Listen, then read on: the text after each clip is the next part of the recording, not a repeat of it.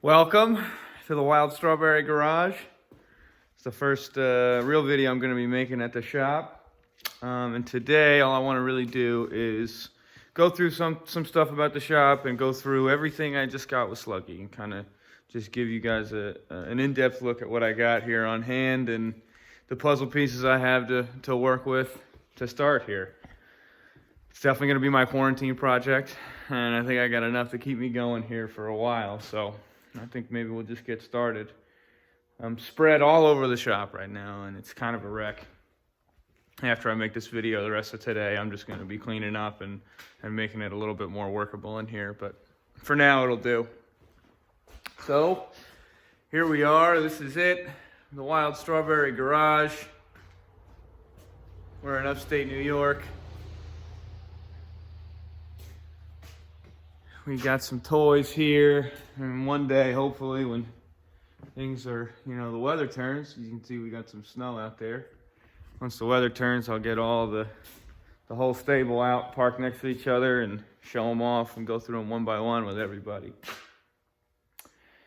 I guess the coolest place to start, honestly, is with these doors.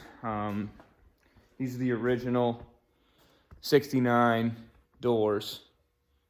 From 1969, from when, the original doors from when it was on the road. And these are basically, they're just going to be a wall piece. I think I'm going to hang them up on the wall, or maybe one even up in my bedroom, I don't know. So, those are pretty neat. After that, I guess, I think I'm going to start here with this whole big pile of parts. You can't see it. There we go. So I'm just gonna find a seat somewhere where everyone can see me. Start going through some stuff.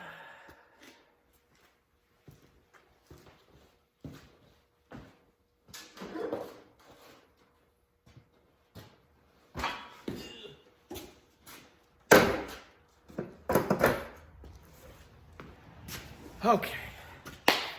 That'll work. As you can see, I don't have an intro yet, but, hopefully I'll be working on that soon. All this stuff is happening very fast, and I just wanted to get some content out and, just get started. Gotta start somewhere. All right, first thing. So this is the old, crusty, dusty roll cage that was on this car. I was talking to Casey, and he was telling me, he was very apologetic about cutting it off, but I understand why he did. I think he made the right move. And I'll show you on the actual frame in a minute here. None of this was perimeter welded. It really wasn't that safe. There's no way it would pass any kind of sanctioning body's guidelines today. No shot. So it's something I'm happy to make all from scratch anyway. But at least on the frame, there's still some nubs, so I can get the geometry somewhat similar to what it was back in the, I guess, in the early 2000s was the last it raced. So that's that. What else? Okay, I have some half shafts here. Now, Corvettes have independent rear suspension. It was kind of an early design for them, so they're connected with U-joints. Boom. Obviously, these are old and bad. There were a few different kinds of half shafts you could get, and I've heard different things about them. These are the 2.5-inch half shafts. Now, up until recently, I thought these were the weaker ones. I thought the 3-inchers were the ones you want. They're beefier. I've heard they can take more horsepower. I've seen these twist up. And when they twist, what happens is they crumple, right? So think about what happens when you turn a metal can. The middle collapses in on itself, and then it twists and turns. So when these break, they go in the middle first, and then they kind of just turn into nothing. And something cool I heard the other day, well, first, let me get back to that 2.5 to 3-inch thing. I heard recently that the 2.5-inch half shafts are actually stronger because they don't have as wide of a center. So think about that can. You got a fat soda can, you got a skinny soda can. Which one's easier to collapse? Probably the fat one. You get a big 24-ounce tall boy, and then you get a little 12-ounce beer can. Or, so, like an energy drink can, I guess would be a better example. In any case, hopefully that makes sense. But something cool I heard the other day was the way they used to modify these. If you want them to be stronger and you need them to take more horsepower, like if you're a drag racing guy and you're putting down, 1,000 horsepower to the wheels or whatever, you can drill a hole in under this U-joint into this thing, because like I said, that center is what collapses in on itself. So you take this out, drill a hole in, and if you put like an aluminum slug in there to reinforce the center, I've heard of guys doing that, and I guess it makes them a whole lot stronger. It's kind of a neat little racer trick. So I got those two. Okay, actually 3. Okay, here we go. Here's a 3-incher. You can see the difference. 2.5, 3-inch. I don't really know what I'm gonna do with them yet. I'm still thinking about it. I honestly want to do a little bit more research about which one is, in fact, better. That's those. I've got a drive shaft here that had a slip yoke on it. That'll go into either a Super T10 or an M22 or an M21. Ideally, I'd like a Super T10 for this car when it's all said and done. I think they're much stronger and they're just a better unit. But, if I have to go with a rock crusher, I'll go with a rock crusher. There's nothing wrong with that either. But in any case, I am going to be going with one of the stock transmissions. Obviously, in a perfect world, I would get like a Tex Racing unit, but I just don't think that's going to be in the budget for now. And I think what I want to do is get this thing looking real nice and just get it out there and start driving it, and kind of worry about that other stuff later as it comes. So that's the drive shaft.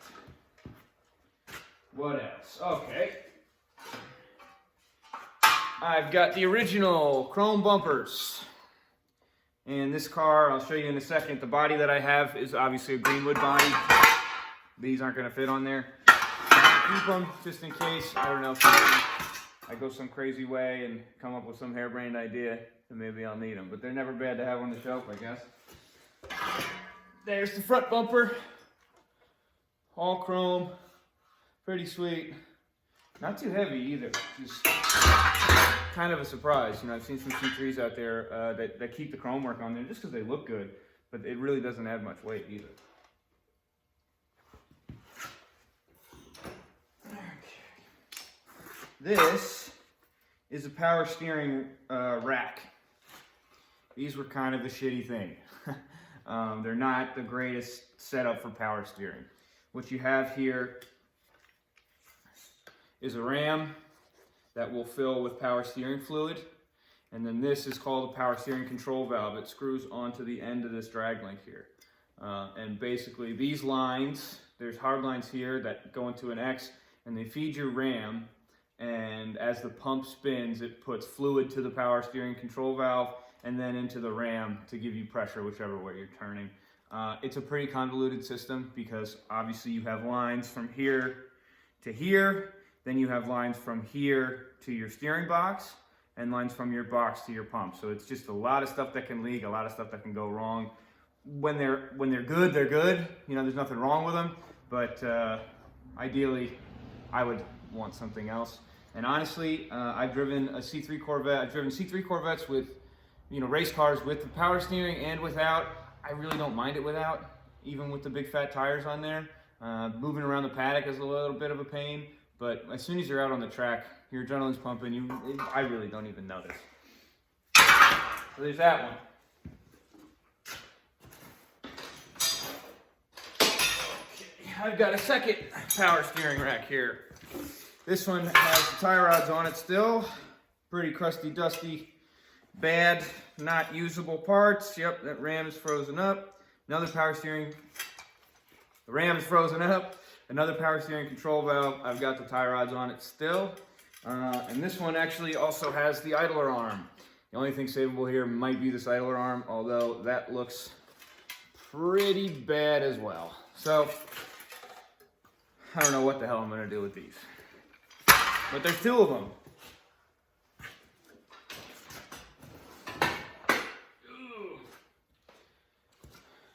All right, what we have here is a steering box. Yeah, I got a steering box and then a whole bunch of linkage for the steering column. When I put these together, I like to make one solid piece into like a U-joint here at the bottom, right at the base of the box, and then into the box. So I get a straight run up through the firewall. This, obviously, he had some clearance issues and had to bend around something, so he put this extra U-joint in. I will most likely eliminate that and just go with a solid shaft. The box, I have no idea if it's good or not. I can tell right off the bat it's missing a bolt there. And that is going to be going into the internals, so that's not great. But it seems to turn freely on the top. I don't see the bottom moving. Probably junk. But this stuff, like these little joints here, which are going to keep the thing, you know, you're going to suspend that somewhere up in the cockpit, and then this one's going to be on the firewall. They're going to be reusable. They just have a little bearing in there, and you kind of put them where you need to. They're nice to have, so I will use those. The box itself, I have a feeling it's going to be junk.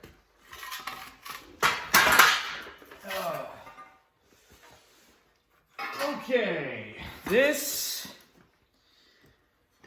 More roll cage stuff. I think this was in the bulkhead, or in the cockpit rather. And I have a feeling this is where the dash, the pedal box, and the steering column were all attached to. I'm guessing it maybe went something like this. I don't know for sure. That's just, again, that's my best guess. I might just cut this thing apart and just use the square stock and the round stock as I need it. This little thing will be useful for getting my steering lined up and everything like that.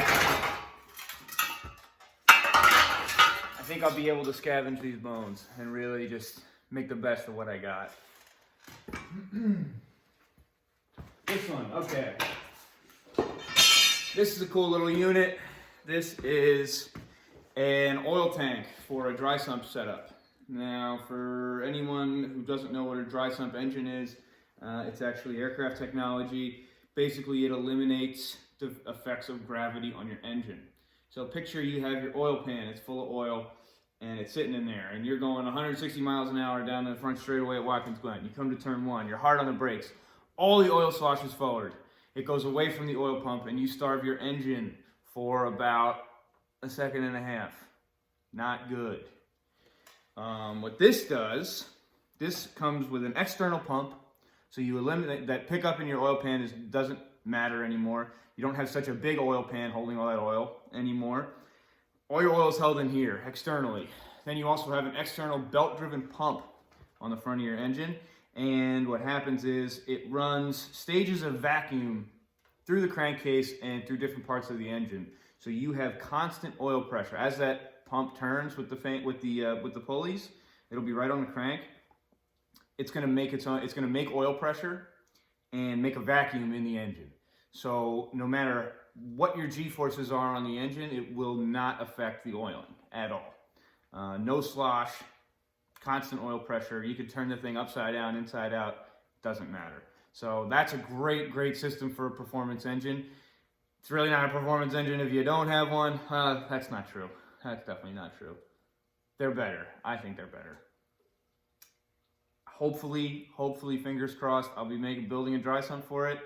What's more likely is I'm going to build kind of a more traditional wet sump, a period engine out of an 010 Chevy block and some other wet sump parts I have lying around. Probably I'll go with aluminum heads and a big racing pan, but maybe one day, it's nice to have this around, and maybe one day I'll be able to use it and fill it with oil and make a real snotty, high compression dry sump. That would be awesome. What's next?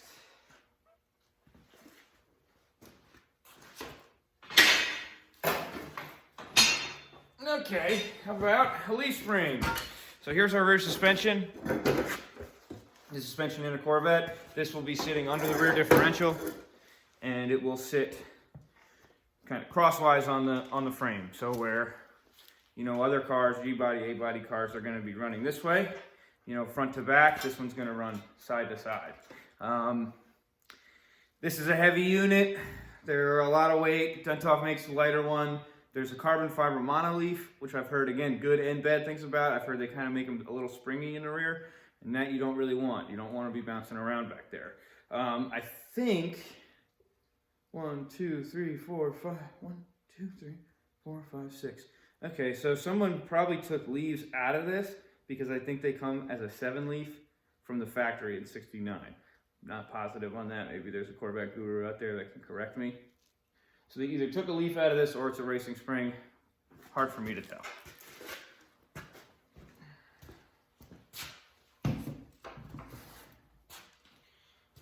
Okay, I'm gonna pick you up for the rest, because the rest of the stuff is kind of big and heavy. All right, let's see what we got here. Do it like that. Bingo. Okay, from down here now. Sway bars. I have all manner of sway bars. I don't know much about them. The skinnier ones I know are probably for, I have one skinny one that is probably for the rear. I've seen the rear sway bars, and these C3s are super little. They look a lot like that. So I'm pretty sure that's a rear sway bar. Now the other one is a front. That one is something that I recognize. This one is one that I actually recognize. These other two, I don't know much about. They're bigger than the ones that I've seen that come off these cars. And they have a little bit of a different shape. So this one's definitely got some beef to it. I mean, there's a way for me to use it. If the geometry lines up, I'm gonna stiffen that front up really nice.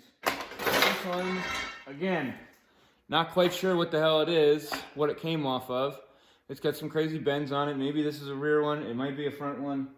I'm not sure. Again, maybe there's another Corvette guru out there who can educate me. Okay. Next, we have, and this is how he gave it to me. So this is our upper control arms, lower control arms, spindles, hubs, calipers, rotors. There's some bearings in there, and I got my shocks. He left this is a manual steering link on here, and there's an idler arm on there. Let's see, I got tie rods with the good joints on them. They're not the regular ball joint type joints, the greasable ones. These ones have like that bearing kind of thing in there. And then these have really cool brake ducts on them. I'll take you down and show you in a second, but I just want to go over some things while you're up there for now. So yeah, I left it all together. It's heavy like a bitch. What's cool about this is these are the stock stamped A-arms. That means I'll be able to run, the sanctioning body that I've been running with is HRG and VRG. So it's Historic Racing Group and Vintage Racing Group. We're in group 5 or 6. 6 is more of an unlimited group, so that would be like old stock cars, old NASCARs. Group 5 is going to be stock suspension and brakes. Guys cheat. People get away with beefing up their brakes. I think I can get away with running these Willwood 6 pots. These are big, fat endurance pads on here. They got like an inch of material on each one. And then I also have 2-piece rotors. I might get away with that too. I got a high hat, a hat and a removable element for the actual rotor. But what's cool is I got the stock A-arms. I have stock upper and lower control arms. They look like, they look like aftermarket bars on there, but they're not offset. No, they are offset. Okay, that's good. I want those offset bars so I can get camber out of this when it's low.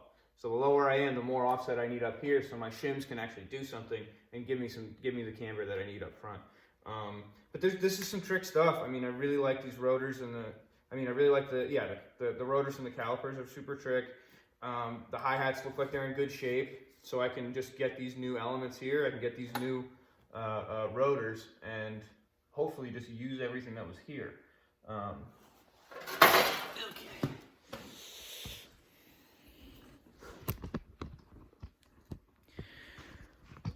Yeah, so that's that stuff.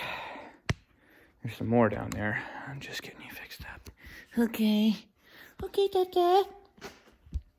Okay, so yeah.